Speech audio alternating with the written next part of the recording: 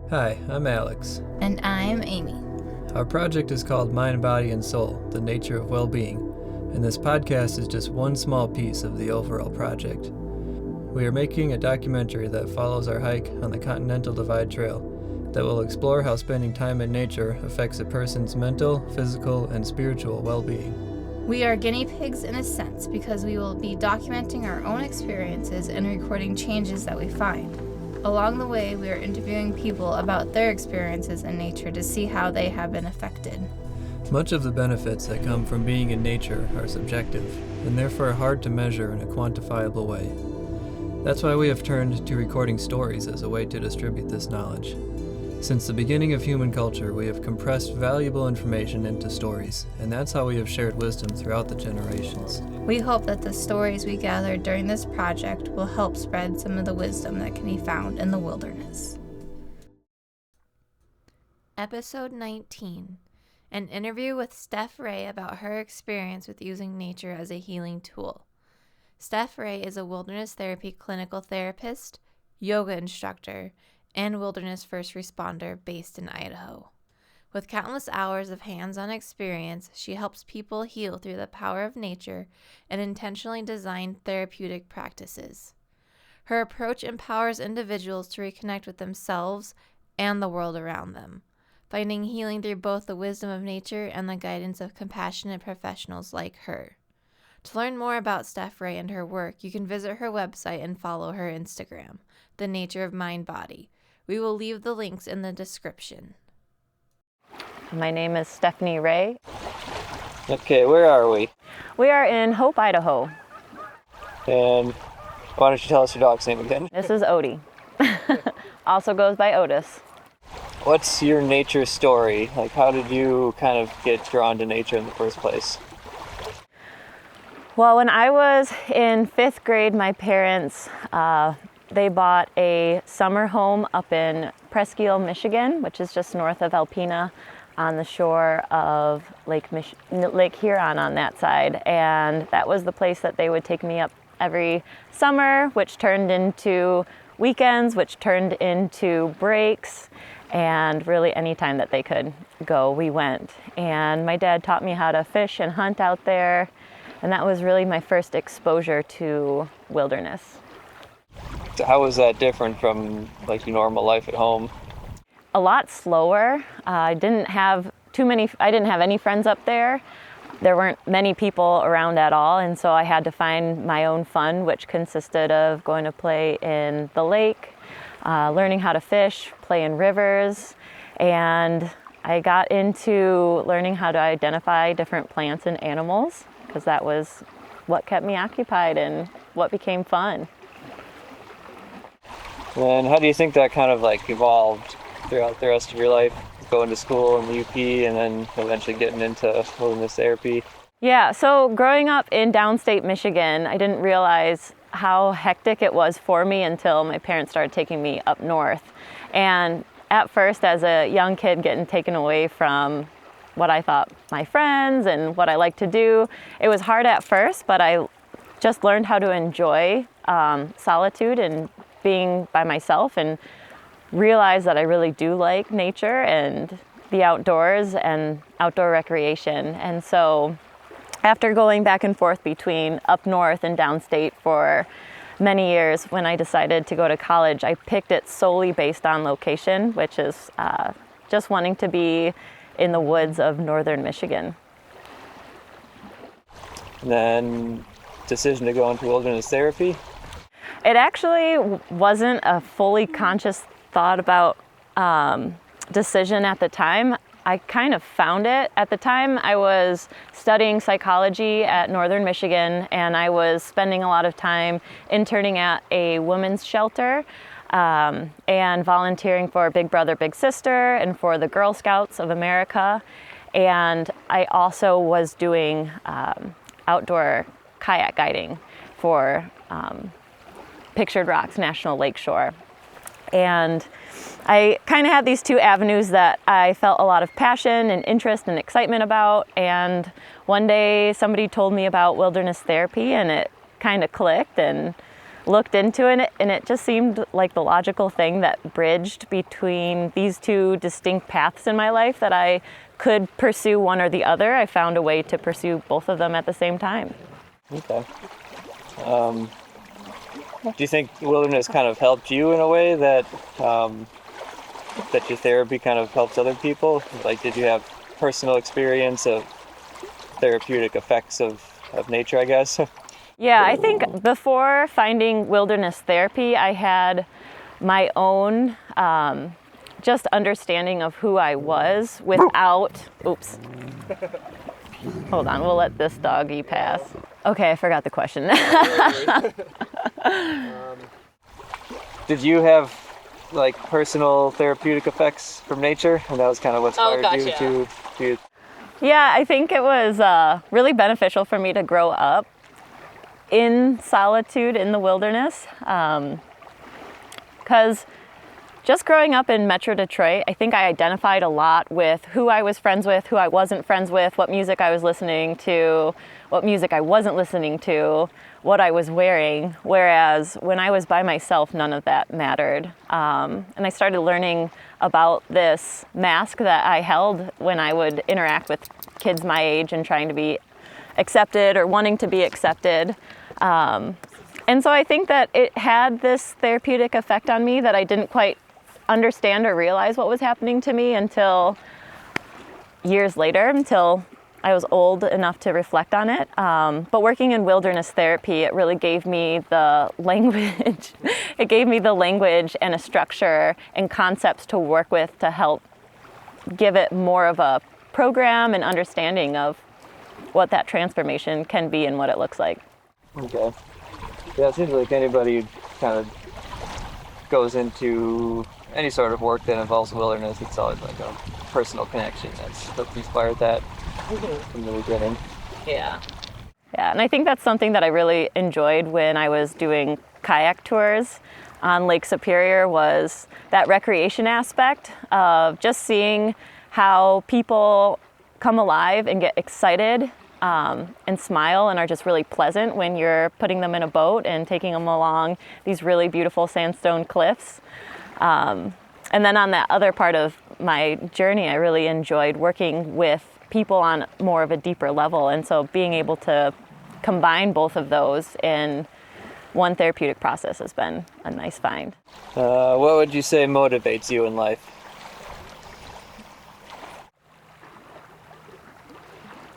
I think intrinsic purpose and worth, connection. Yeah, that's a big question. Yeah, it is. Very simple, straightforward, but yeah, intrinsic value on different aspects. Okay. Do you think nature is for everyone? Can everyone kind of find a purpose out there or positive meaning? I would say it depends. It depends on the person, and it depends on what they're bringing to it, and if they have an open mind, that they can find something new about themselves if they're willing to sit in the discomfort long enough. So you have to put up with some discomfort if you're going to be in nature. Physical, mental, emotional, spiritual, it's all uncomfortable. Is that part of the process? Oh, definitely. Yeah. The process is not easy, and if it is easy and if you're comfortable, then you're in your comfort zone, and there's no growth that happens in your comfort zone. And we have to push outside of our comfort zone, not forever, just give ourselves little teeny tiny glimpse of that to continue to grow that comfort zone and grow as people.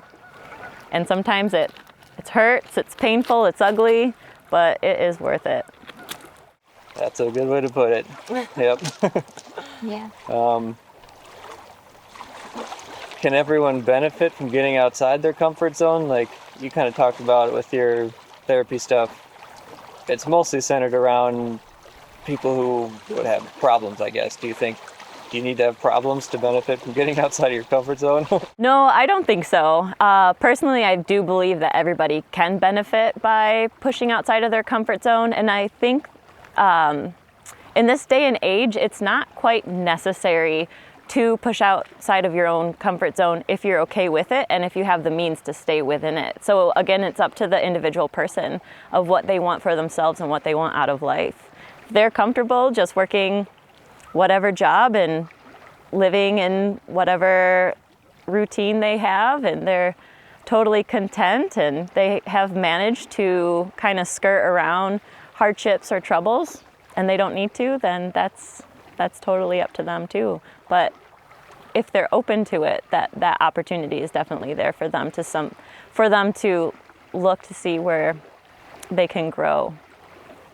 That's something that I've kind of debated with myself too, like, because I know I wouldn't be happy like with the kind of like typical 9-to-5 job, and then you come home and like nothing new really happens in life. Yeah. But I think that is fine for some people. Right. Yeah. Some people. And in the past, I would have encouraged them to like go do something new and get outside your comfort zone. But I do think that it is okay. That's like a defined path for some people. Yeah. You kind of just have to know yourself, maybe. Right. It's like very much to each their own. If that's what they're seeking for in life and to challenge themselves and grow, then so be it. And if not, so be it too. Mm-hmm. So I guess what you're saying is that the motivation has to come from within you first before anything happens. Yeah, yeah. Can't have people telling you. Absolutely. That's what I find is the most genuine form of change, is when a person is changing for themselves and not for somebody else. It's got to be their decision to want it first.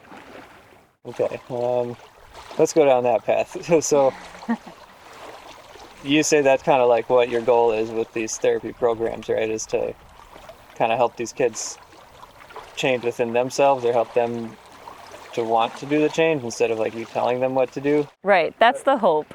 That's the hope is that the whole program is structured to be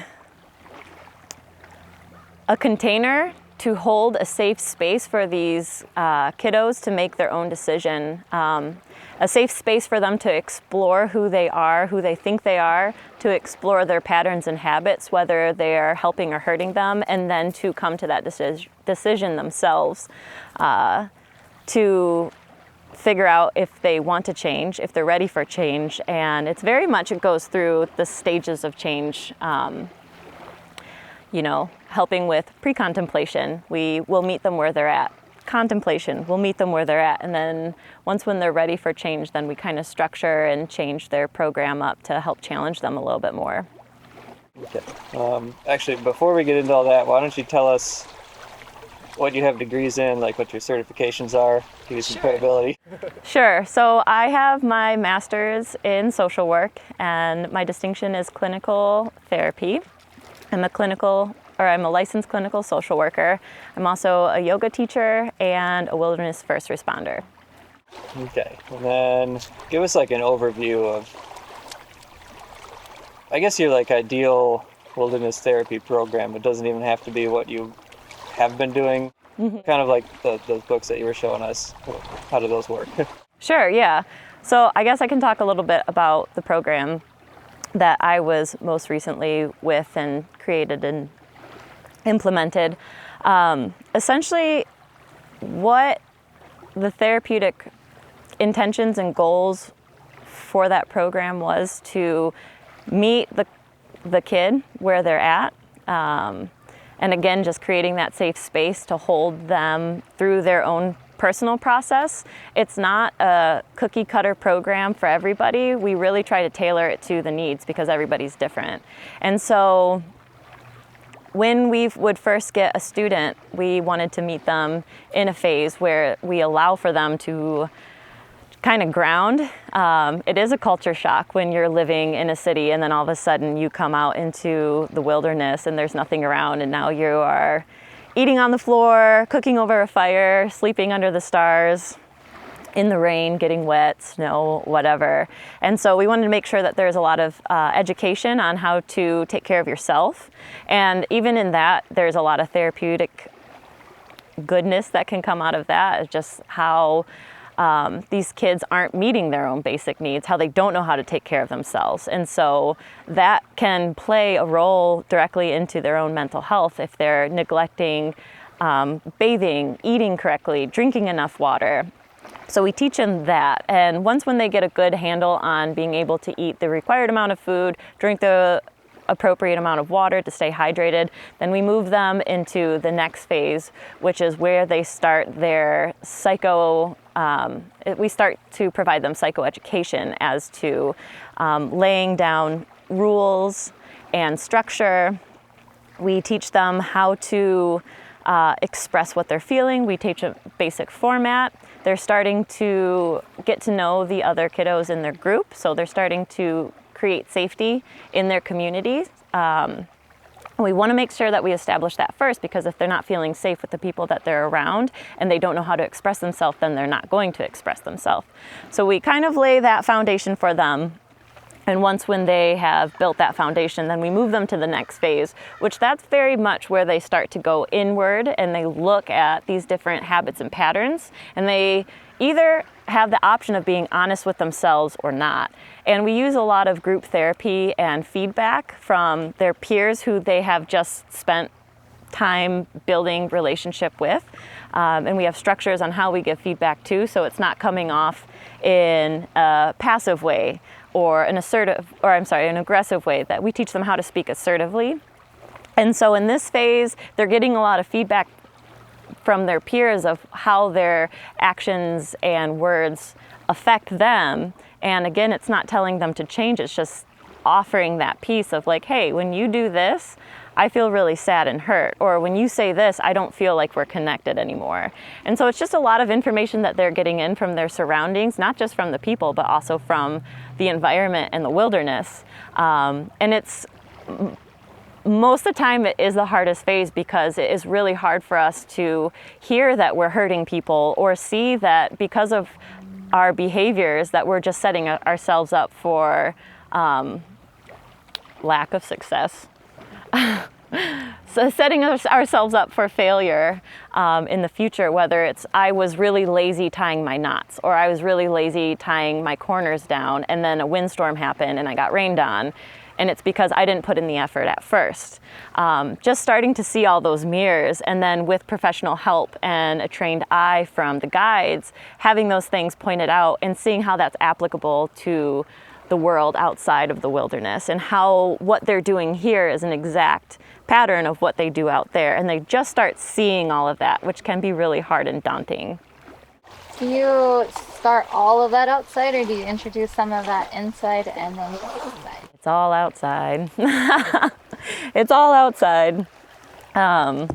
So that's like the biggest phase, and that's my favorite phase, I think, to be with a student, because there's two parts of that phase. There's first, like, a lot of times this resistance and shock, like they don't want to see it, they don't want to hear it, but then realizing that the guides and the other students have their best interests in mind, they start to feel safe to explore and accept. And once when that softening happens, that's when they start noticing, and there is a period of grief to realize, like, oh shoot, I have been doing that, or this is why my relationships are struggling, or this is why I'm depressed, like this is contributing to it for sure.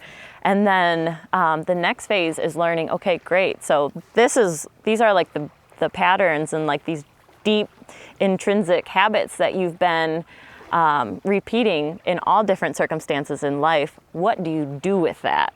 And so that's when you start learning. We incorporate a lot of DBT, we do yoga, meditation, we teach life skills, and we slow. Sorry. Could you explain what DBT? Oh yeah, it's dialectical behavioral therapy. Sorry, I didn't touch. Oh no problem. We teach a lot of life skills and emotional regulation, and with such a safe container that we provide for these students, we're able to take something that happens in real time, kind of essentially take a time out, reflect it back to them like, oh, hey, here's that pattern. Do you want to try something? Would you like to try something new here? And then they start incorporating these skills. And then in that phase, it's learning the skills and practicing it. until they get really good. And when they're good at practicing that and they are a leader in the group and they're able to become a mentor to a newer student, and we move them to their final phase, which is a leadership and mentorship phase, and they help these younger students who are starting to struggle with the beginning phases or tying the correct knots. They are able to have a little bit more autonomy and leadership in that, and it makes them feel good. They like that.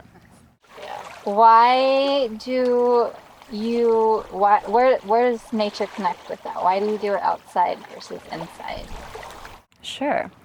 So I believe that nature can provide the best mirror. So everything that we do, everyone that we interact with, everywhere we go, whether we're in the car, Walmart, gas station, outside, it's all a mirror of ourselves. It's all our projections. And I think that in the wilderness and in nature, it is the most simple mirror that we possibly can have, because it is just what it is, and that's it. And it's what we make of it, it's what happens to us. Like going back to that knot example, you know, if I'm taking if we call it easy, hard, hard, easy, if I'm doing it the easy way, I'm making it harder on myself later. In wilderness, I have nobody else to blame but myself. Anywhere else, especially if it's my pattern, I will find somebody else to blame it, and I won't take accountability. So there's that other accountability piece that I'm probably not taking in multiple realms of my life.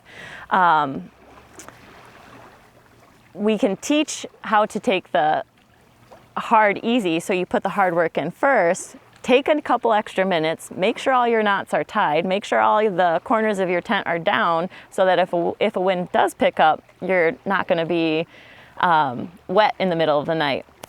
So that's the hard, easy. It's also so much less controlled. So if it's gonna rain, I can't control the rain. I can control only myself and how I respond to the rain, but I can't control the rain. And so it also looks at how we respond to things outside of our control in what we call the world of clocks. In societies, like if there is something going on and we are just so emotionally distressed over it, there's a false sense of control of that thing. And when we're able to teach that to a student, then they have more control over just themselves. Instead of trying to change everything around them, they learn that they can change themselves. That makes sense. Yeah. That's awesome. Thank you. You introduced a couple concepts there that I've kind of reached on my own conclusions just by spending time in nature. Right. The first one you talked about is that nature or the world is like a mirror for you. And that's actually something that I talked about right at the end of our hike. I think something that I said about our hike was that the hike was just too hard for us, I think, and it didn't quite allow us to do the healing or the growth that we went out there to do. And I don't think that that's because nature is too hard. I think that's because we were being too hard on ourselves. So nature was like reflecting that back to us. Yeah. And so I think that like we need to do some work with Right. ourselves. Yeah. And then when we return, then maybe nature will be like a softer, more forgiving place. Right. Yeah, exactly. And that mirror is your inner dialogue. When you are struggling and breathing really hard or whatever it is, when you're being really challenged, what's that inner dialogue? I always like to point out that inner dialogue is like, would you talk to yourself the way you talk to a friend? That's true. Right. Yeah, exactly. It is a perfect mirror.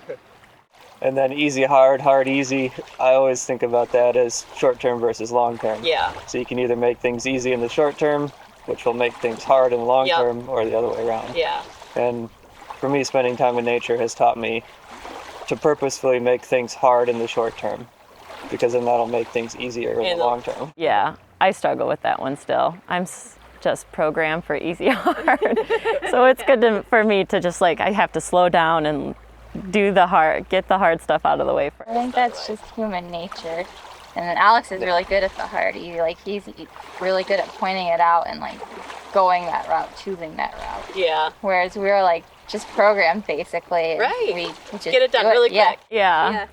And that's the thing too, is like in society, sometimes the consequences of our actions aren't as I guess, in our face as if we're in the wilderness. Like, we are solely relying on ourselves, whereas in the front country, it's not so much. But it's still, we are still just getting in our way by taking the easy way out sometimes. Sometimes we win and there are no consequences. Most of the time, I know I'm speaking for myself, they will pile up, and I tend to make things harder on myself. And in the wilderness, that was where I first learned that I did that. I was the sloppiest knot maker. Everything I did was just really sloppy, just because I moved through things so fast, and then a wind would pick up or a rain would come through, or at the end of, or the morning when I wake up, my shelter is pretty much touching my nose, and I was just like, this is too much of a mirror right now. I think something about nature is that the feedback loop is faster.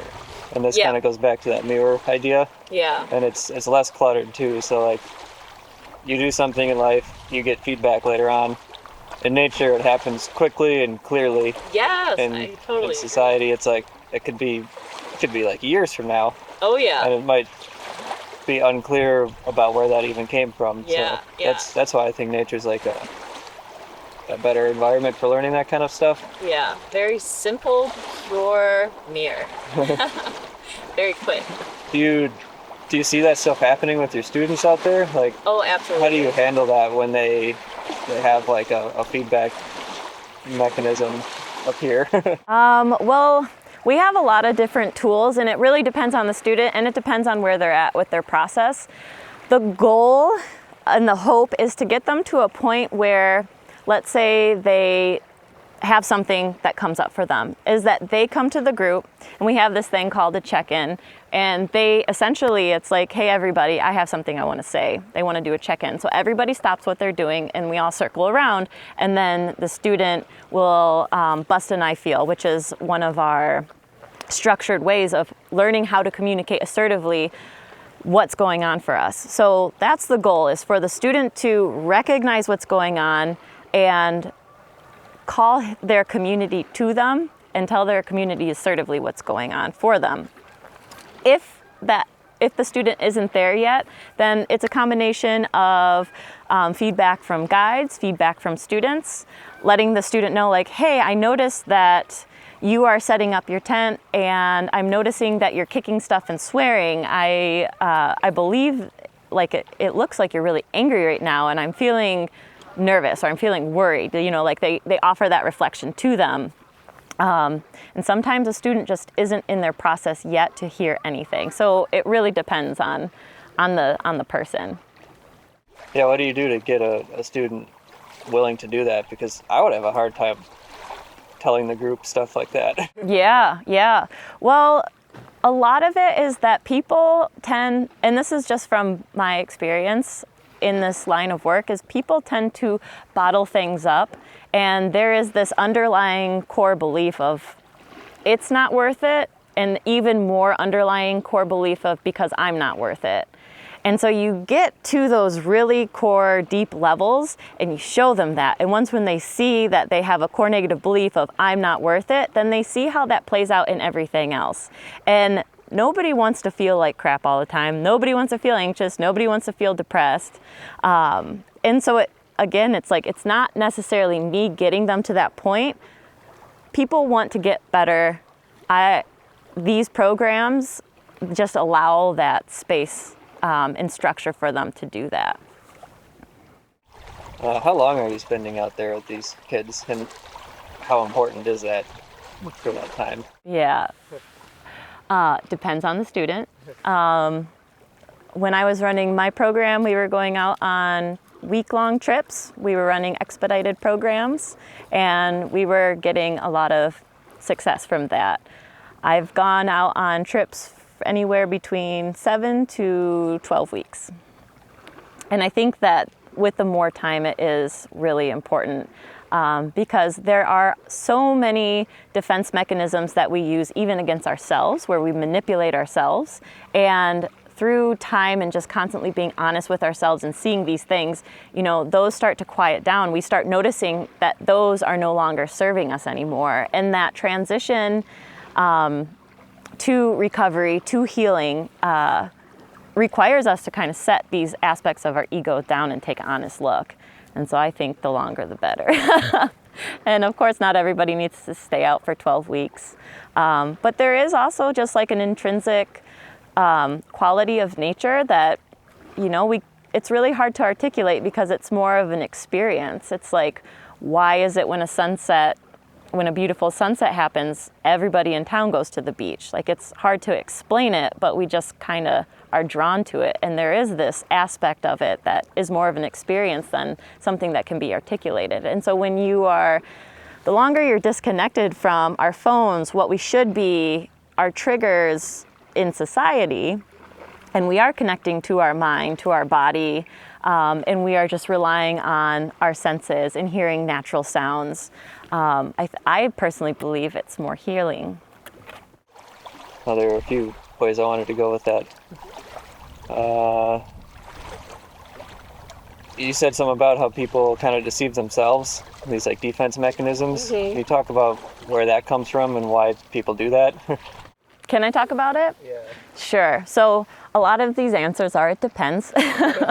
A lot of times it's a defense mechanism. From what I've noticed, they are just so wounded that it's really hard for them to even go there. Like, for instance, alcoholics go so many years convincing themselves that they're not an alcoholic, or even if they do and they deem to be, or they declare that they're going to be sober just for today, a lot of times that little voice will come back up and be like, okay, well, today you can drink. Like, you can handle one.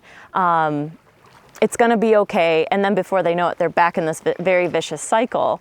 And I believe that is a way that our ego, in a sense, manipulates us, because there is something there that is so uncomfortable and so hard for us to look at, that as soon as that starts bubbling up to the surface and we can't manage that discomfort, it's like, okay, go back away. Like, I'm going to do everything I can to get out of this discomfort. And that's just one example. A lot of times I just see a lot of kids getting really angry at other people, and again, blaming it on the other person and deceiving themselves when really it's something about them is being triggered. Or the biggest one too is that, oh no, I don't have a problem. Oh no, there's nothing wrong with me. It's like, all right. It's all the world. There's something wrong with the world. Yeah, exactly. And yeah, just once when it's like kind of this drop in, and they start to look at themselves honestly and be honest with themselves, and yeah, just become honest with themselves and start to explore these darker spaces. So I've actually noticed that tendency in like society in general is that society wants to blame something external. It's never my fault. It's always something that's happening to me. Oh yeah. And I'm the victim. Right. And of course there are victims and that really happens, but I think it's just not healthy to believe that you're a victim. Right. Yeah. And it's really hard to admit when you're wrong. Yeah, the ego does not like to be wrong. Yeah. I feel like the more that you don't accept that you're wrong, the more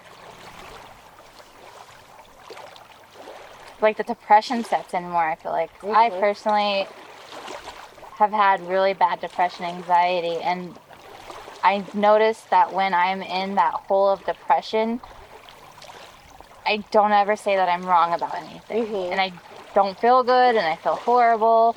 And then like when I get out of that hole and I start accepting like, yeah, that was my fault, I did that wrong. Like you feel better. Even if you admit that you're wrong, you actually feel better. Right. So it's interesting. Yeah. There's so much energy that we put into trying to be right. Yeah. And it is this power struggle that we have within ourselves, and it's exhausting. Yeah. Because the ego is so afraid of admitting that it's wrong that it will just do whatever it can to not admit that. But once when we start to relax into that and take ownership and accountability, and we realize like, oh my gosh, I don't die, this isn't gonna kill me, then it does get better. Yeah. So how does nature help get the ego used to being wrong? Ooh, that's a good question. Let me think. Or how does nature affect the ego?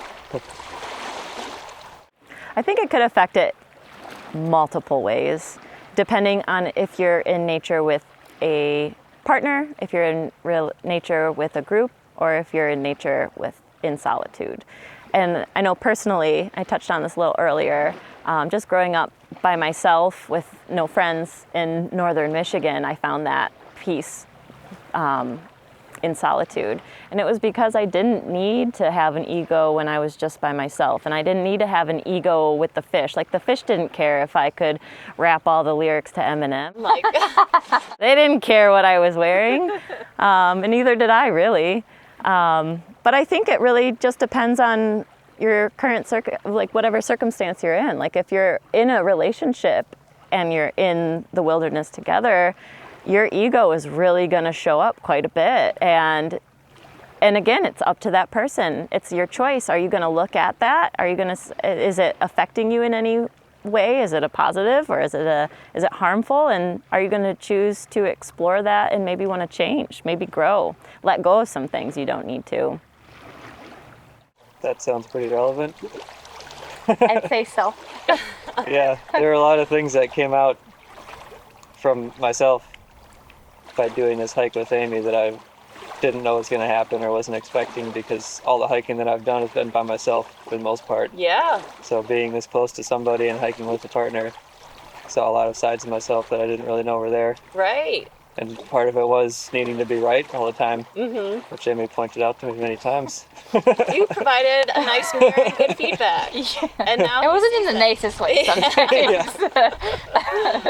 Maybe the first time. a valuable mirror. Yeah. Yeah, and it's two different hikes too. Like, when you go into the woods by yourself, it's going to be a different experience than if you're enjoying that with somebody else. And I have the same issue too. I've been a professional in the outdoors for over a decade, and my current partner, he has not. And I have a hard time. A lot of my own stuff comes up when we go out together and we are hiking, and I'm like, oh, the boat's that way. And he's like, no, the boat's that way. I'm like, no, the boat's that way. Like, I know this. Or just like trying to teach him knots and stuff. I notice that I don't have as much patience with him as I do when I am the leader of a group and I am there to educate them. And it is just this really, really nice mirror of just like being like an opportunity for growth, of just like slowing down and interacting with him with just the same amount of respect and love that I do with my students. And where is this frustration coming up? Like, why am I getting so frustrated with him? And learning a lot, and it's hard. How do you slow down? Like, I assume it's like yourself asking yourself questions. Right. I think what has helped me to cue myself to slow down has been a yoga and meditation practice. I have learned to slow down with that. And then just emotional regulation skills that I teach my students, of like noticing my breath. Like, I know with him, I can tell I'm starting to lose my patience and get frustrated when I breathe really fast up here. And so as soon as I get that body awareness, okay, like, Steph, you're breathing up here, like, let's slow down. Your mind is going a million miles a minute. You're starting to get frustrated, like, just take a couple of really slow breaths, slow down, like, focus on what you can hear. And that helps me from being up here in my mind and like losing all sense of whatever and getting really frustrated, to coming back to my body and slowing down. And then that way I can choose to have a response instead of a reaction that doesn't align with my values. And then I'm going to feel better about myself later if I choose how I'm going to respond, compared to if I just react with some snarky comment. Probably a good practice to get into. Yeah, I need to do that. I am not perfect whatsoever. It is my current practice right now. It is my current work that I'm looking at, is just being more patient and loving and understanding. And it's hard. But he's really good with me for that. He's good at reminding me. Patient with me. Hey. And I don't think there is such a thing as perfection with this kind of stuff. Oh, absolutely Just not. varying degrees of success, I guess. No, it's always messy, and that's okay.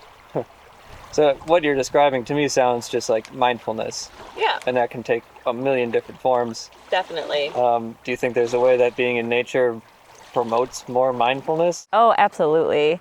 And I know for myself, I get very easily distracted by stuff around me.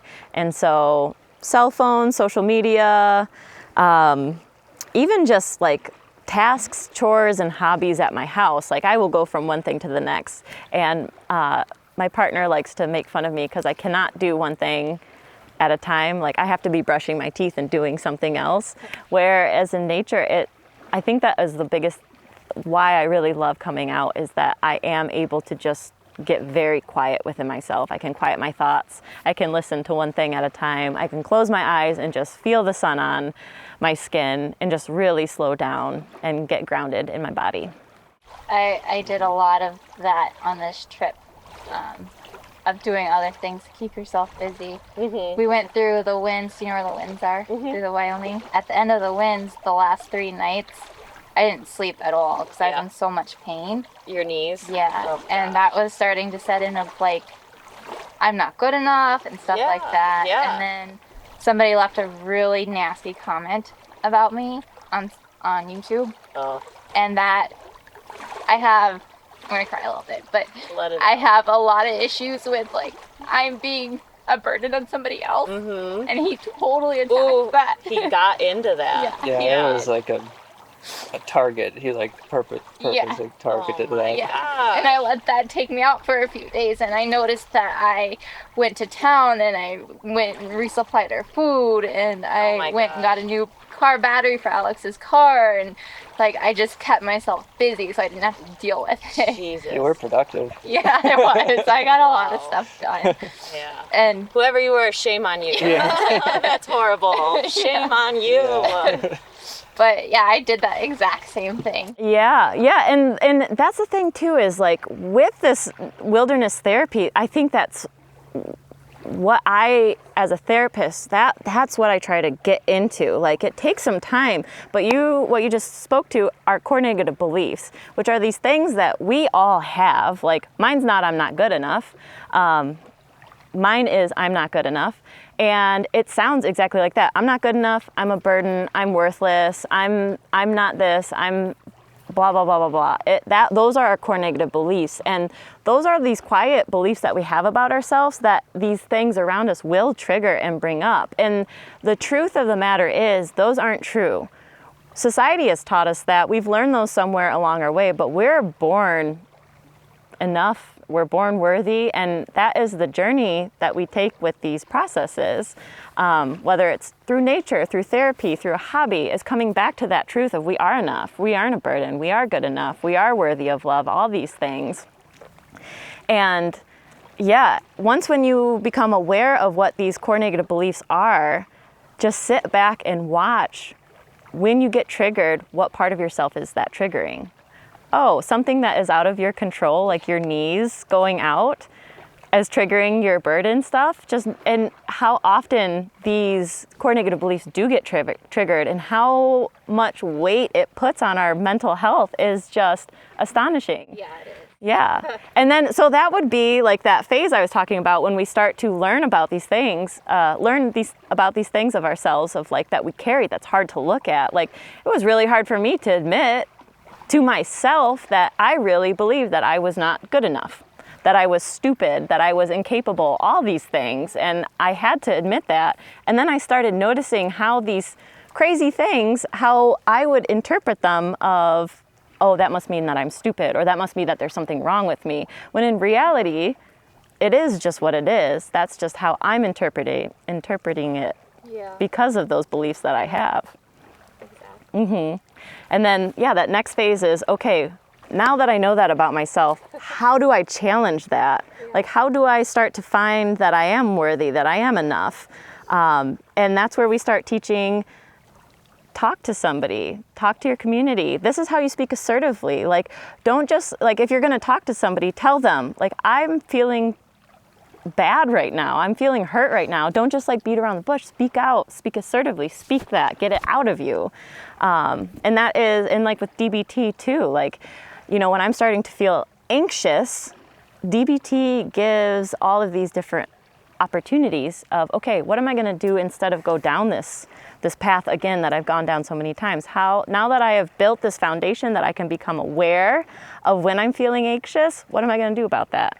And that's where that practice comes in, of interrupting it, because that's the other issue. It's not an issue, but these habits and these patterns, they get so ingrained in our brain because of our neurosynapses. It's just like, it just goes, as soon as a trigger happens, it's like consequence, trigger, pattern, trigger, habit. Like we just do it so fast because these pathways in our brain are so well worn that it's just like the path of least resistance. And so changing these patterns and changing these habits, we're literally having to rewire our brain. It's like the metaphor that I give is like, if there is a trail and you are walking this trail every single day, that trail is going to get really wide, really dirt. It's gonna be a great trail. You're gonna want to take that trail every day. But let's say that for some reason you can't take that trail anymore. Like there's like a tree fell or something, and you have to start going around. You know, like you're gonna be taking a couple ways around that tree, and over time that previous trail is gonna grow over. It's gonna lose all the dirt. It's gonna lose the width, and slowly and surely, you'll start making another path around that tree, and that path will become what that trail once was. And that's essentially what we're doing in our brains, is we have to like rewire it so that we're doing something that is going to benefit us and make us feel better in the long term. I think we pretty much talked about that. Yeah. Kind of rewiring the pathways. Mm-hmm. Kate brought that up. Yeah. Another thing that I noticed with you, we kind of did a lot of psychoanalyzing of each other on the trail. Oh, fun. But I think I noticed with Amy, because of these, call it core negative values. Is that what you said? Core negative beliefs. Beliefs, Mm-hmm. yeah. About not being good enough. I said something about how your subconscious looks for ways to reinforce that belief. Oh, 100%. That goes back to the ego wanting to be right. Because now the ego's believing I am not good enough, the ego will seek out evidence to make it right. So you look for these ways of how you're not being good enough or how you're being a burden, and then it just gets loud and amplified, and then it feeds that and it gets bigger. But there are things to do. There are things to do to like, it's all it is just like patterns and habits of thinking. It's not, there's no truth to any of it. Like, it's not true. You're not a burden. You are good enough. Like, the truth is we are all good enough. And there are ways to interrupt that. It's all just the brain. I think the first time that I've decided that I'm good enough, not just think, but decided, was I was about 27 or 28.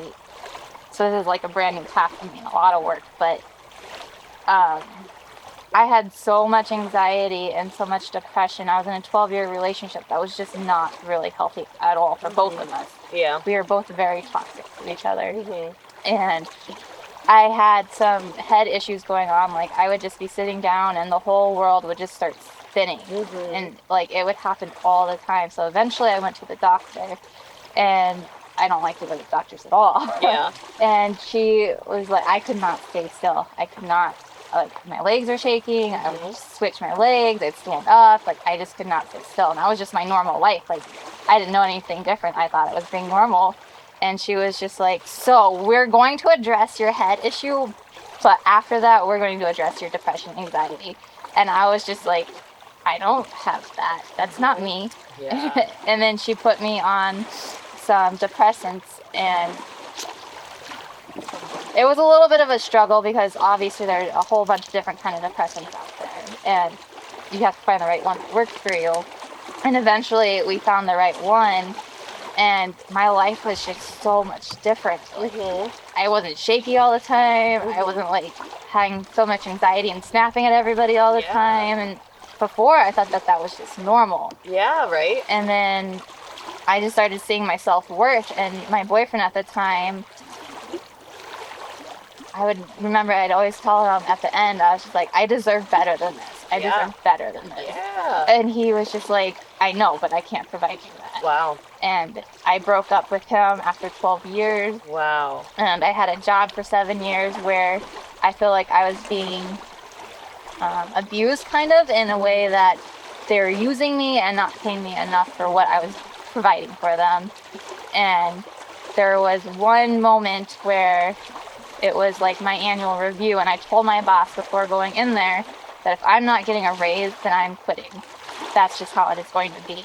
And then he grabbed me and he was like, are you ready for your review? And I was like, yeah, are you ready? And he was like, and I was like, sounds like I'm quitting. Wow. So we walk into there and my boss is there and my boss's boss is there, and they're just like, you're not good enough. We need to take you out of this job and put you back in production. Yep. And I was just like, I'm done. And my boss's boss, his jaw just dropped. Like, he did not expect that. Good. And I was like, I will give you 2 weeks to help and find somebody to retake my spot, but I'm not doing this anymore. And I'm done. So I quit a 12-year relationship and I quit a 7-year job. And I had never felt better in my whole life. Yeah, exactly. And that's the thing too, is like when we are so ingrained in believing these horrible things about ourselves that aren't true, we keep our environment subconsciously, we keep it mirroring that part of us. And then once when we break out of that, like, actually I am worthy and I am good enough and I deserve a raise, and if you can't give me that one, I'm worthy to myself that I'm going to find that raise elsewhere. And it's really hard, like that process of change and getting out of all of that and then kind of rebuilding not just our life as we know it, but continuing to rebuild and honor this new sense of worth is just a journey.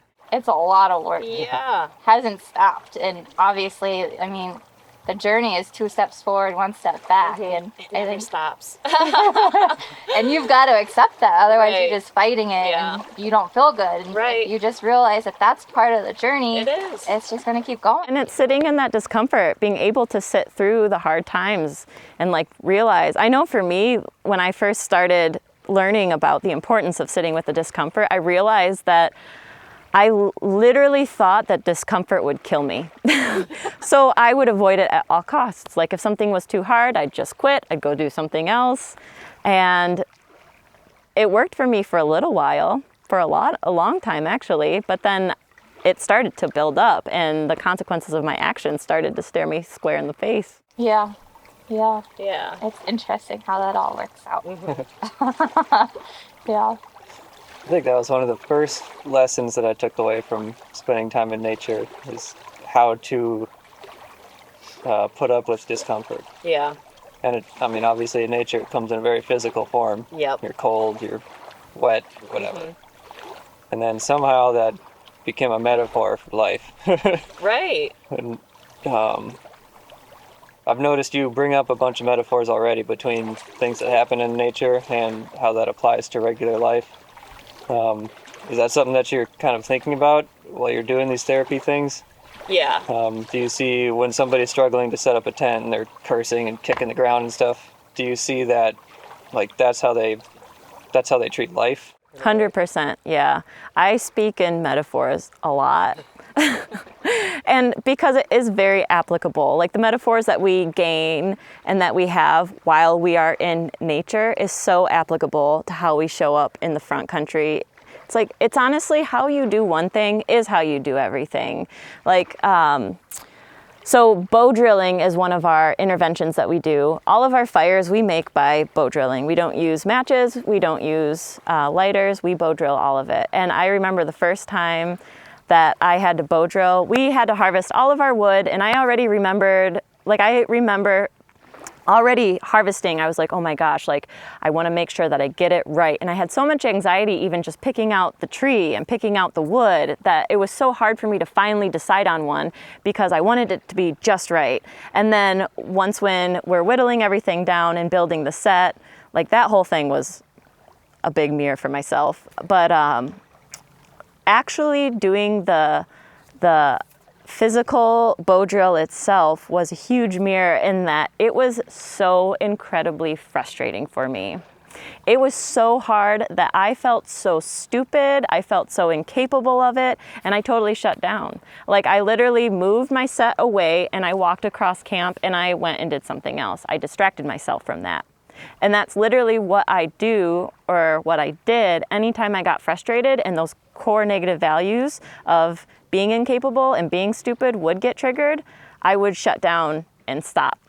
And I didn't know how to move through that discomfort of being triggered or being frustrated in order to get a goal until I finally did. But I saw how that one pattern played out in everything that I did in life, and how it really did limit me quite significantly, because I would just quit instead of endure that frustration and challenge those beliefs that I am capable, I'm pretty smart. And then you did it. Yeah. I've only tried doing a bow drill one time, I think, and was not Too late. successful. I wasn't either. It's hard. It is hard. It's so frustrating. I've seen students break their set over their knee, and I'm like, let's talk about this one. So when you feel frustrated, what do you do at home? Oh, I tear stuff up. Yeah, I know. I can tell by how you just broke your board that you just spent hours harvesting and whittling, just threw it away. Yeah. Did we ever talk about like who you're bringing out on these trips? I have worked with, traditionally we take out anybody between 13 and 30, and we will separate them by ages 13 to 17 and then 18 and up. And with my new endeavor, I am working on opening up a private practice and taking out more types of demographics, as like weekend backpacking trips, week-long backpacking trips, and I'd like to take out more veterans, women over the age of 50. I'd like to do widows, cancer survivors, just because I really do believe in the stuff that we're doing out there, that it can be applicable to all sorts of people. And I've just seen how it's been offered mostly to people younger than 30. And I think a lot of folks can benefit from this stuff. Why do you think that is, the focus on youth, basically?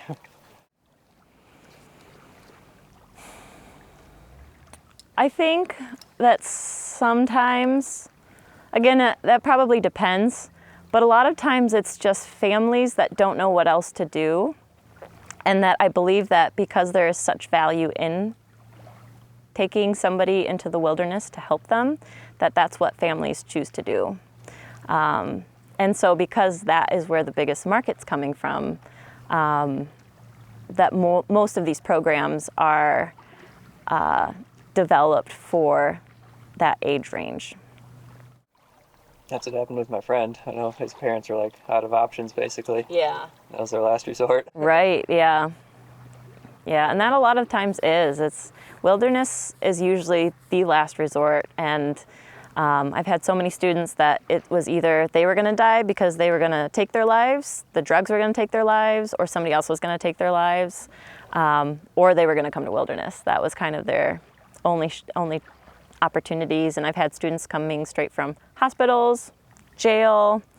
Yeah, very much last option, which I hope in the future that it becomes more of a preventative and more accessible to more people, because there is so much worth and value coming from these programs.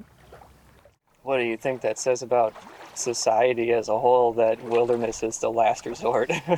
I mean, it's reflected in really everything that our politicians do, and we don't really do any preventative anything. It's always like, what's the word?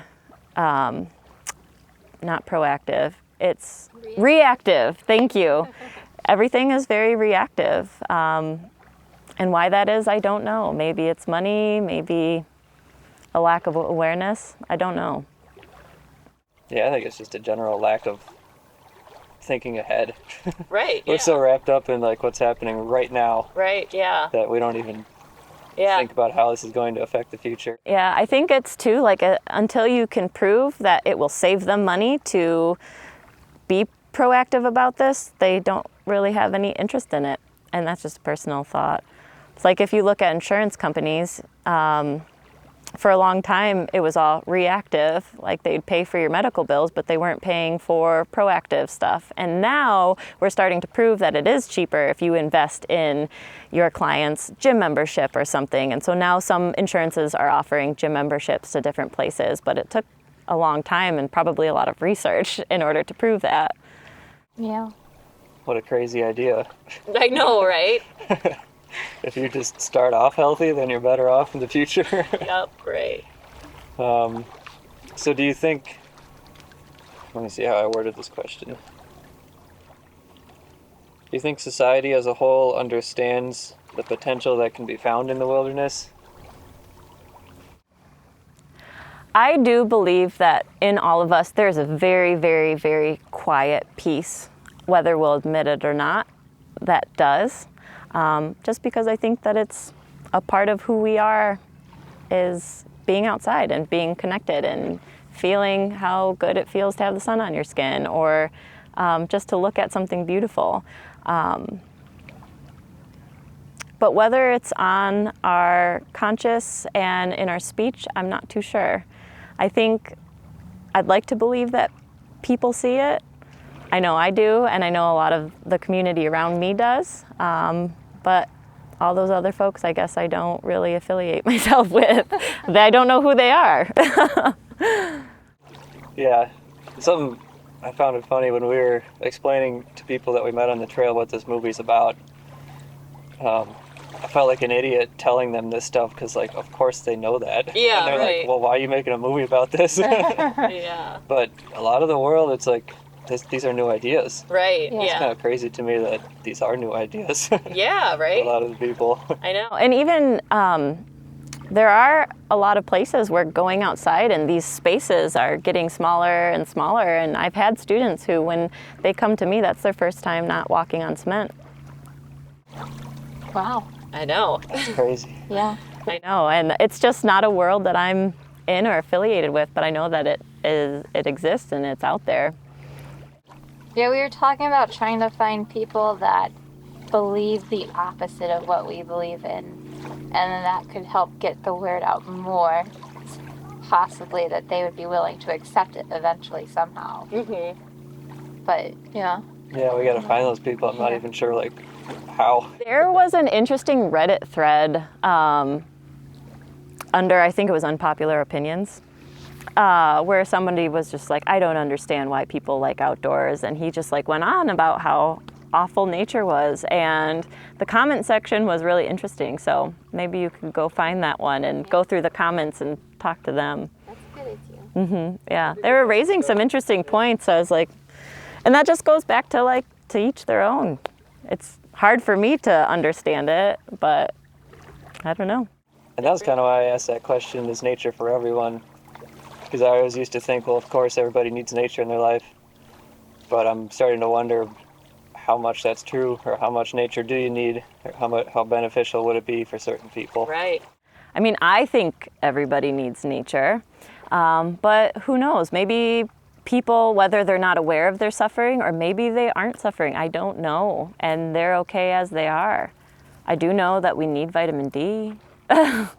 So in that aspects, you know, if they're not taking the supplements, they need the sunshine.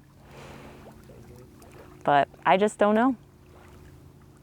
I'm starting to become more aware and accept the fact that there's a lot of people out there who are not like me.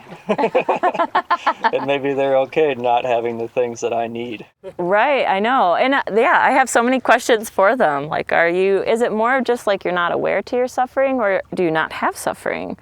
Like, I genuinely am curious, because I try really hard not to push my beliefs on people, or like push my, just the way I view the world onto people. So I don't want to think that, oh, like you need nature. Like you'd be better being outside, because who knows, maybe they really aren't suffering. I don't know. But I do like to believe that people do need nature. Yeah, it'd be really interesting to get somebody that doesn't think that they have any issues, I guess, or anything like that, and put them through one of your programs and just see if there is a development through them or if there's not. Right. Yeah. I do see a lot of kids who do hate being outside at first, and a lot of it is just because they're not used to being uncomfortable, because their current environment is so comfortable and there is no threat of being uncomfortable. Like, they've got roof, clothes, food, water, they've got all their basic necessities and then some, and they are financially secure. They don't have to worry about that. They do live in comfort all the time, guaranteed comfort. And if that works for them in that scenario, and that's the scenario that they want to be in for however long, then so be it. But yeah, I do notice a lot of my students, at first it can be really difficult, and that's the thing, they blame it on the outdoors. Oh, this place sucks. Oh, it's seriously raining. I hate it out here. When really they're just uncomfortable and they don't know how to deal with it. Yeah. I had another direction to go from that. I forget.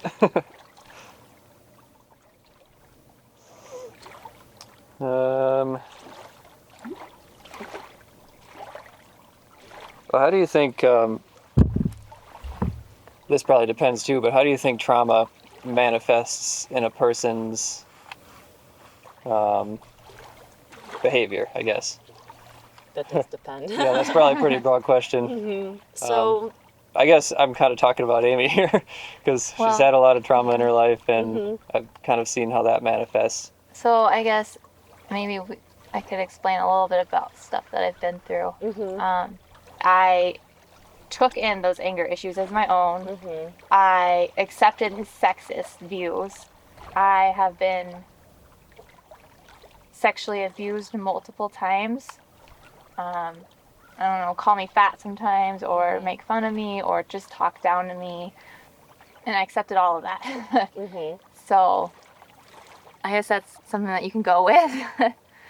And I think I've seen that manifest in a lot of walls, a lot of survival mechanism type behavior where you just kind of reject everything, I guess.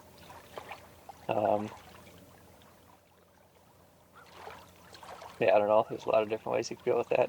yeah. And that was something that I was trying to deal with on the trail, was like, is she actually mad at me right now? Is how much of this emotion is coming from what I'm doing versus her past? Right, Because yeah. I was doing things that were wrong, and she had every right to be mad, but it seemed like some of the emotions were extremely amplified. Right, yeah. And that is very much can be a traumatic response. And there are so many different types of trauma that it's hard to put a definition on what is traumatic. It's really up to the individual to define what trauma means and look at their own circumstances and see what was traumatic and what was not.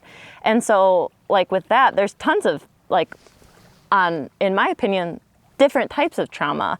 It's parental trauma, physical trauma, sexual trauma, and that's this, dare I say the word, this beautiful thing with the human psyche is that it is programmed for survival. We are programmed to protect ourselves, whether it's our physical body or mental body. And a lot of times we don't know if it's mental or physical. And so a lot of our pain, our emotional pain, we think it could be physical pain, so we try to protect ourselves from that, and that does look like putting up walls. The question was, what are some trauma responses? Some of them, it could be addiction, whether it's food, sex, gambling, drugs, because again, that emotion's coming up. Shall we call it discomfort? It's coming up, and we don't want to feel that because we are so scared of it, and a lot of times we do believe that it's going to kill us, and so we don't. We try to push it away and not feel it, and so we numb out. A lot of times emotional regulation is a trauma response too, and so we do get these bigger emotional responses when the trigger happens, and a lot of times that's because, and the science might be wrong, might have been disproven now, but what I studied years ago is that every time we have an emotion, we produce these proteins. I believe they're called neuropeptides, and somebody correct me if I'm wrong.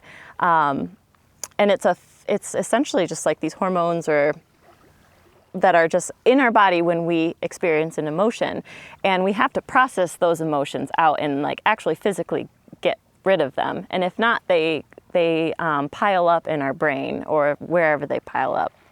And essentially it's like if you were to take your sock drawer and you open it up and you put some socks in and then you close it.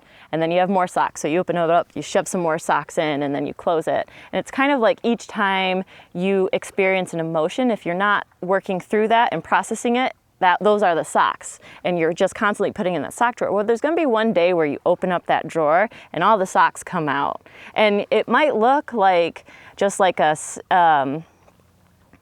well-meaning intention or something that is interpreted wrong, and that's where these big emotional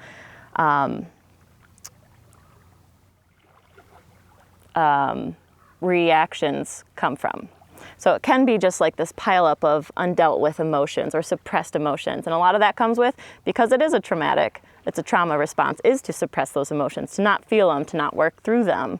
But it's such a multifaceted question. Because it is different for everybody, and it takes a lot of time in reflection and working with therapists, talking with your community, finding support groups to like work through all of this to finally understand exactly how everything's at play. And then again, okay, so now that I know all of this, what do I do? What are my options? What are some skills I can learn to work through this? And can be such a beautiful process.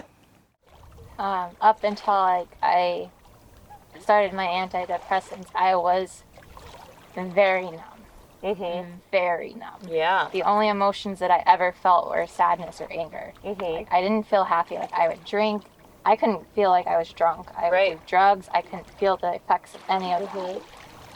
But I mean, my body would act like I would stumble and stuff, but I wouldn't feel it. I don't know if I can explain that, but I was very, very, very numb person. And I guess I started talking to other people, like kind of like explaining my story just a little bit. An opening. Yeah, and it just, I started feeling things again a little bit. Yeah. And it was pretty interesting experience, and I'm still working through like accepting that I have been through a lot, because I don't think I have, and I fight that a lot. Right. So. Yeah. I think just accepting is a huge benefit of healing. Yeah, absolutely. To acknowledge what happened, because that can be a trauma response too, is or just to protect ourselves, is to downplay everything. Like, oh, it wasn't a big deal, or that happens to everybody. Yeah, that's exactly what I do. Right. And but our bodies don't lie, and it was an emotional response, or it was an emotional circumstance that you went through. And when we acknowledge the body and what's real for the body, instead of making something up in the mind, we're acknowledging what's real. Yeah. And then to be able to talk through that with somebody can be so healing. Yeah. Just gotta learn to trust people. Right. So it's this really beautiful multi-level process. Yeah. Yeah, it's like constant layers. It's like you peel back one layer and you're like, oh, shoot. Okay, and then you peel back another one and you're like, wait, what? Yeah. But you see, they all connect, and that's that process, is like just becoming aware and working on each part, and then eventually it's like you look back and you're like, oh wow, I've really come really far. Yeah. Yeah. You have come really far. That's for sure. I mean, I wasn't able to go out into public without somebody. Yeah. And when like grocery store going by myself wasn't heard of. Yeah. And when I would go to the grocery store with somebody, like the world would start spinning and I would get really bad anxiety, and I used to not be able to do a lot of things. Yeah. Like, talking to you now, that would not have happened 5 years ago. Yeah. So I think this hike was really important for me to start being able to talk to people, strangers, and being semi-comfortable enough to talk to them about things. Because I think I've always thought therapy was something that I needed to do, but I have never been ready to do it. And I think this hike has been a realization that I'm ready to do it. Yeah. And that came from within? Yeah. Ooh, I love that. I've done a lot of work on myself by myself because, again, I don't trust a lot of people. And it's time to see perspectives from other people and have other people allow them to help me. Yeah. And I see a lot of students who come to me and they say, I don't need anybody, I can do it by myself. And the reality is we have evolved needing each other. There is something in sharing your story. There is something with hearing somebody else's story. There is something with just sitting next to somebody in silence. There are things we're starting to learn about mirror neurons and how we have it in our DNA and in our brains to be with people. And whether or not we know it, we need connection, that there's something there. Yeah. Something came up when you just said that. Something that I read in that book that I told you about of, I can't even remember. I can't even explain. I wish I could. But needing like love in your life. I'll have to look it up and send it to you. Well, we do. We really do. And there have been those cases where like they've found a kid locked in a room for years and years and years, and they've had no human love or whatnot, and they've studied the after effects, and with no touch or human love, like it really does a lot to our psyche to not give that or receive that. Yeah. And it's something that I can't explain through science, but I can just explain antidotedly. Yeah. Well, one thing I wanted to get into, let's get a little ethereal, a little on the edge of science. Okay. I'm talking about energy stuff. And like you said, talking about how sometimes you can see when a kid has finally kind of accepted the process and they're kind of willing to open up and talk about stuff. It's just like a feeling you get. Yeah. So our bodies are really wise, and we aren't taught to drop into our bodies or to listen to our bodies. And that's where like intuition, I believe, comes from. And when you get good vibes versus bad vibes from somebody, like you pick up on that stuff. And I believe it's because we have all of these nerves. We have this huge nervous system that's constantly bringing all these information, and then it comes up through our central nervous system to our brain. There's an eagle up there, and he's right over here. Oh, he just perched in the tree. Sorry, you always have to stop and point out the eagle, right? I'm 31 years old and I still get excited when I see deer. Eagles and deer, I will stop and point them out.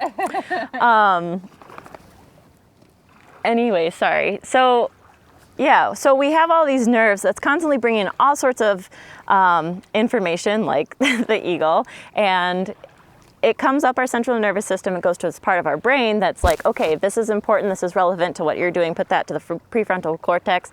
All that other stuff, we don't need to focus on it. We're not going to focus on it right now. Like right now, I don't need to be focusing on the waves or the breeze or the sun. Like I need to be focusing on you. So my nervous system is filtering out that information for me so that I can focus on you and the eagle.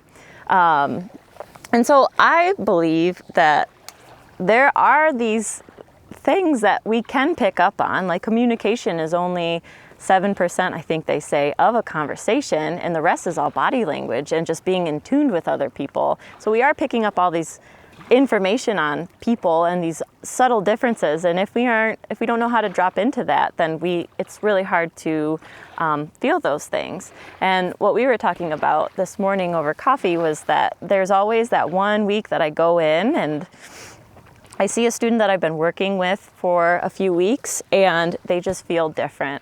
And it feels like they had some sort of breakthrough. And to me, what it feels like is that I'm, like the weeks leading up to that, it feels like I'm just like interacting with their mask and their walls, and it's not authentic. It's not an authentic connection.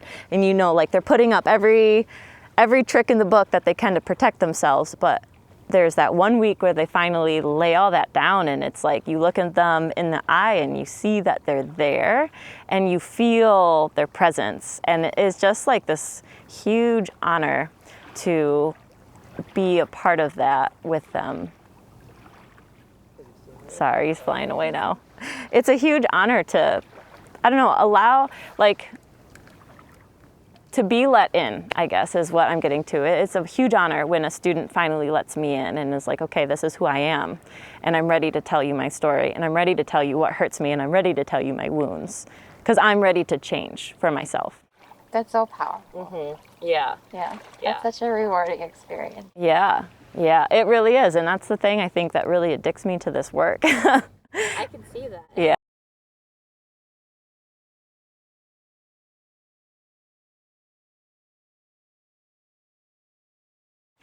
One day I just woke up and I couldn't move. Like, it was so painful. Like, nothing happened. I just couldn't move.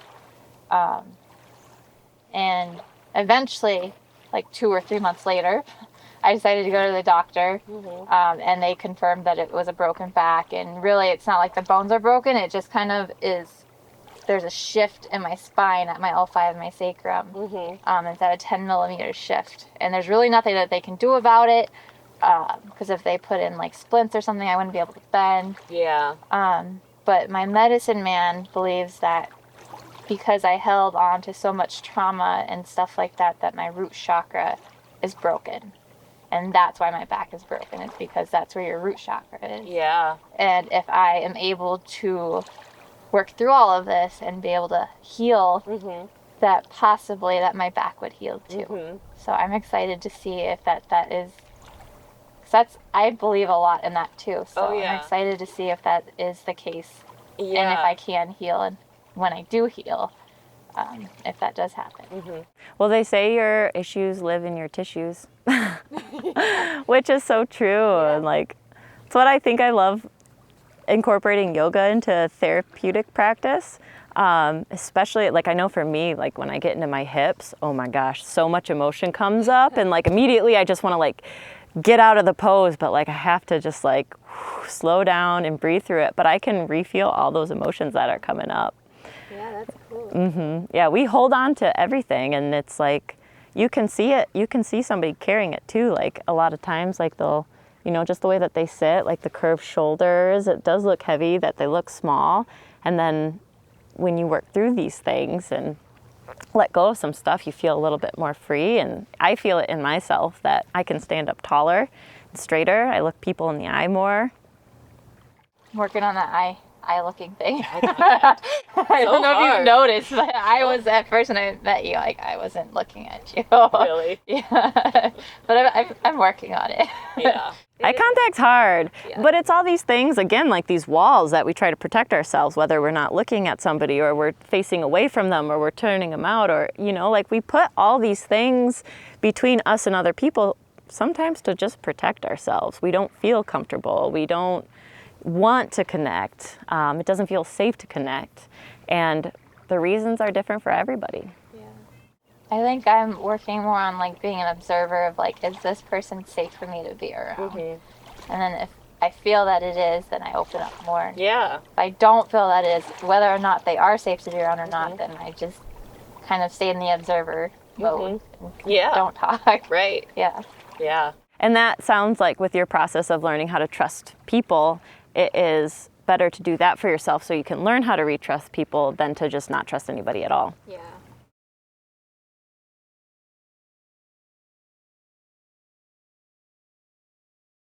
And body follows mind. And when I was doing the program, it was incredibly stressful, and I thought I was managing my stress well, but in December I started feeling chronic pain everywhere, and I went to the doctor and was diagnosed with an autoimmune disorder. But then in February, when the program's funding got pulled and there was no more program, all my stress all of a sudden went away, and so did all the pain. Wow. So I think it was just all stress-induced physical pain. Yeah. That's interesting. Yeah. Wow. Yeah. So one of the guys that I've interviewed for this, he does guided backpacking trips, and he's not certified in anything, but he's wants to go in that direction of turning this into more of a therapeutic thing. So he brings people out there, and a lot of them have some sort of issues that they're dealing with, and he just talks to them about this kind of stuff. It's much more like informal than what you're doing. But he he said that on some of these trips he'll come back and he like can barely get off the couch for like a week, because I think he internalizes all of their pain, and he absorbs it. Yeah, and that's something that we train our guides on learning how to create that boundary, because it is so, and I early in my career, I did that. I carried the weight of my students. I had secondary trauma just because of their trauma, and I really took on a lot of stuff, and I didn't know what having boundaries really was until I started to have more emotional boundaries and really make sure that I could identify where I ended and they began. And I always had to ask myself, what's mine and what's theirs, to continue like creating that sense of self and like, this is not mine, this is definitely theirs, because you definitely can take somebody else's energy on, and you can take their struggles on. And I think that that's where a lot of codependency comes from, is that absorption of energy, somebody else's energy. I do that a lot. I guess for a prime example is we were at Alex's parents' house, and his mom was getting really frustrated with her email situation that she was going through. And then Alex was helping her, but I was totally fine. And then all of a sudden I was just really upset, like really like anxious, and like I was just like, why am I feeling this? And there's absolutely no reason for me to feel this way. And it was just because his mom was so anxious that I was turning that on to me. Right. Yeah. And I find too with like a lot of empathetic people that we do tend to take on other people's energies and issues and problems and their sense of self, just because we are empathetic and we do feel people's energies and emotions really like vividly. And like learning to have that boundary is so important. And also I could imagine that there is a piece of, you said that you had physical abuse when you were younger. You probably had to learn how to, really read your parents very well to figure out like, okay, where are they at? Am I safe? Am I not safe? What do I have to do to protect myself? Are you gonna get him? So yeah, there's always just like these multiple layers, and it's just fascinating. And again, just like solitude and reflection and wilderness has helped me. And it's a journey, I'm still on it, and it's messy, but there's beauty in the mess. Yeah. Seeing a couple more metaphors there. Yeah, right. I love metaphors. Yeah, I think that's the best way to communicate things to people. Because like you have these expertise, you understand this like psychological stuff really well, but most people don't have that sort of training or understanding, so you use metaphor to communicate the same things. Yeah. And I think nature has the most metaphors between that and life itself. Oh yeah, you can just pull them right out. So yeah. And I think that's when I started learning these concepts that aren't so tangible. I started learning them because somebody else drew metaphors for me. I was like, oh, I get that now. Okay. I'm out of questions. Do you have anything else? I think so. Actually, one more. Since we had to quit the hike, and since we didn't reach one of our goals of making it to Canada, failure is going to become kind of a central theme in this movie, I think. And like, how do you deal with failure? Have you ever had like a major failure in your life, and how did you deal with it? Right. I think for me, the biggest failure was probably losing the funding for the program, because... Could you just explain what happened there? Yeah, so the program launched, we had it March 2020, and then the pandemic happened. And our funders pulled their funding just because they were also getting hit by the pandemic pretty hard too. But we were launching trips throughout the whole pandemic, and then my guide team got sick, I got sick. It was a fun COVID time.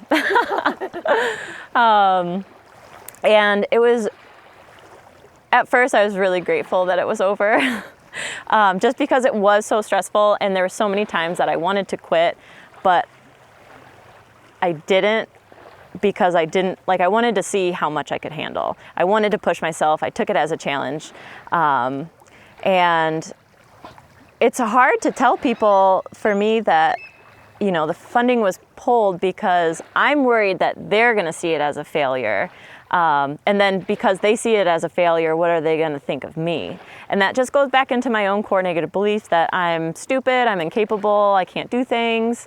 And I'm worried that they're going to think that it was because of me or something that I did, when the reality, and that's the thing, is that I see how my psyche wants to do that to me, of like, oh, like, you didn't do a good program or you didn't do this, but really it is just what it was. Like, it was a global pandemic, and I have to remind myself and give myself reality checks quite often. But yeah, there is that fear that, well, what's somebody else going to think that it is? And again, I just have to check myself and be like, everybody's going to have an opinion, and I have to be okay with the discomfort of somebody having an unpopular opinion of me.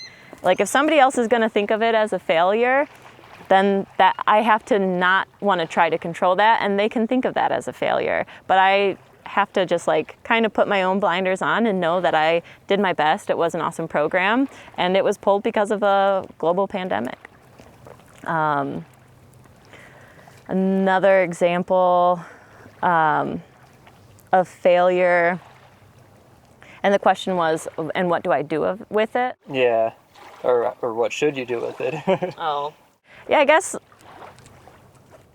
nothing too big pops to my mind, but I think that is something that I practice, is like learning how to be okay with it for myself. And growing up, I always was very impacted by other people's opinions and judgments of myself. And so my process looks like letting go and letting them have their opinion and judgments, and that's them. This is mine. And just getting connected with my personal truth, that I'm not a failure and I am good enough and all that kind of stuff, and just reminding myself that and working through that instead of getting lost in the mental habits and patterns that we all have and all get lost in. Sometimes I get lost in it still, but it's still a journey and a process, and I like it. Yeah, I think we both have to do a lot of reality checks Yeah. often. Yeah. 'Cause I think we both have understood what this hike actually ended up to be for us, and it Right. was teaching us what we needed to do to go forward. Exactly.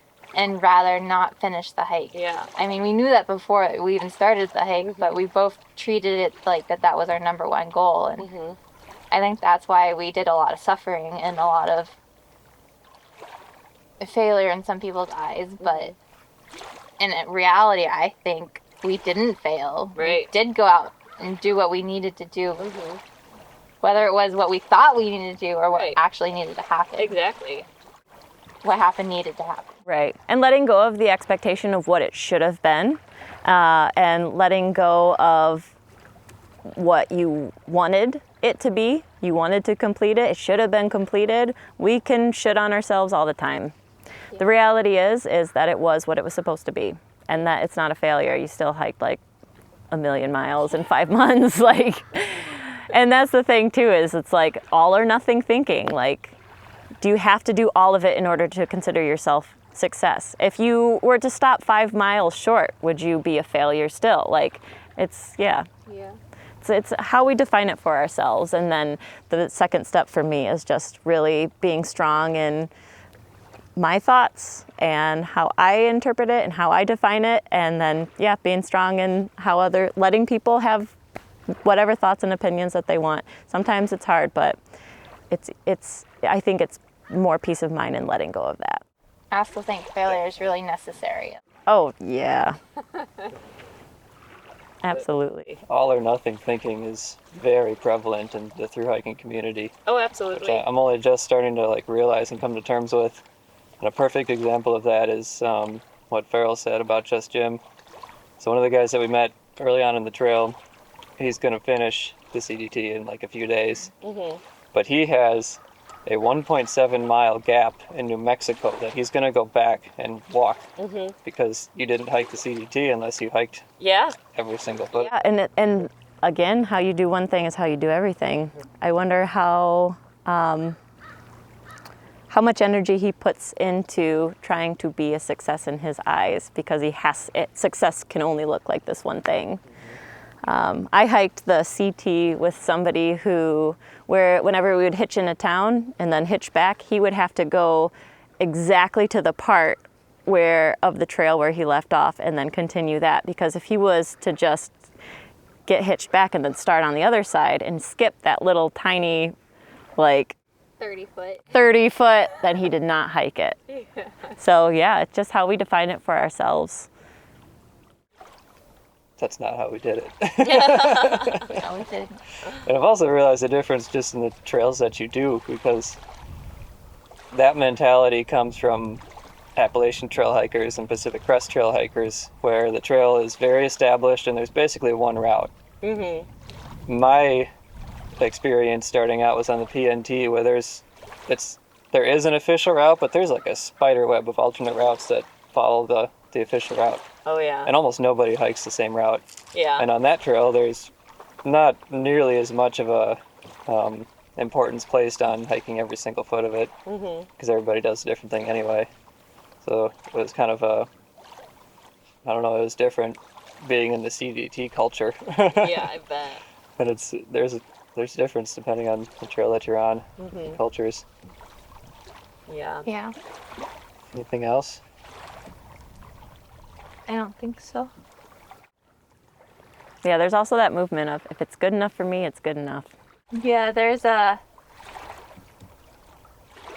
hiker mantra, kind of, I guess, that I had to keep telling myself so I would be okay with myself quitting, is hike your own hike. Hike your own hike. Yeah. I loved that so much. I had to keep repeating that to myself a lot in Wyoming, because that's when I quitting was foreseeable. Yeah. And I was just like, you got to do it your own way on your own time. I know, yeah. And that is such, talk about being applicable. That's applicable to off the trail too. Yeah, it sure is. It's such a beautiful thing of just hike your own hike. Yeah. Just live your own life, to each their own, just whatever, man. Yeah, I love that. There were a lot of times, especially reading comments on Guthook. Did you use Guthook for I did. CT? There were a lot of comments on there where I read the comment, I'm like, what happened to hike your own hike? Right, I know. There's a lot of people telling you what you need to do. Yeah, and any, in any industry, in any circumstance, there's always going to be those people that tell you what they think you should do. And then, all the just fear of judgment or opinions, just muddles our own clarity for ourselves. And it's just interesting. And I even do it. I try really hard not to, but I have to remind myself, hike your own hike, to each their own, whatever, it's okay. It's just a practice. Anything else you want to say? Thanks for coming to Hope. I'm so happy you two came. Yeah. It's beautiful here. Yeah, it's nice having you guys. All right, thank you. Thank you. If you enjoyed this podcast, don't forget to subscribe, where you'll find a lot of videos that have similar themes.